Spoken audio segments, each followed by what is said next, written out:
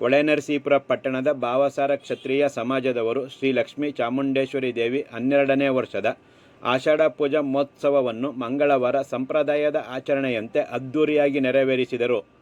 ಕ್ರೋಧಿ ನಾಮ ಸಂವತ್ಸರ ದಕ್ಷಿಣಾಯಣ ಗ್ರೀಷ್ಮ ಋತು ಆಷಾಢ ಮಾಸದ ದಿನವಾದ ಮಂಗಳವಾರ ಕೃತಿಕಾ ನಕ್ಷತ್ರದಲ್ಲಿ ಸುಮಂಗಲಿಯರು ಹೇಮಾವತಿ ನದಿಯ ದಂಡೆಯಲ್ಲಿ ಗಂಗೆ ಹಾಗೂ ಕಳಸ ಪೂಜೆ ನೆರವೇರಿಸಿದರು.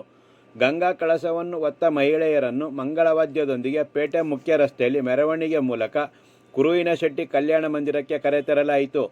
ತಾತ್ಕಾಲಿಕವಾಗಿ ನಿರ್ಮಿಸಿದ್ದ ಮಂಟಪದಲ್ಲಿ ಕಳಸ ಪ್ರಾಣ ಪ್ರತಿಷ್ಠಾಪನೆ ಮಾಡಲಾಯಿತು.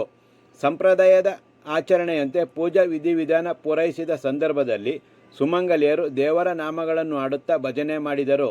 ನಂತರ ಮಹಾಮಂಗಳಾರತಿ ನೆರವೇರಿಸಿ ಭಕ್ತರಿಗೆ ತೀರ್ಥ ಪ್ರಸಾದ ವಿನಿಯೋಗ ಮಾಡಲಾಯಿತು.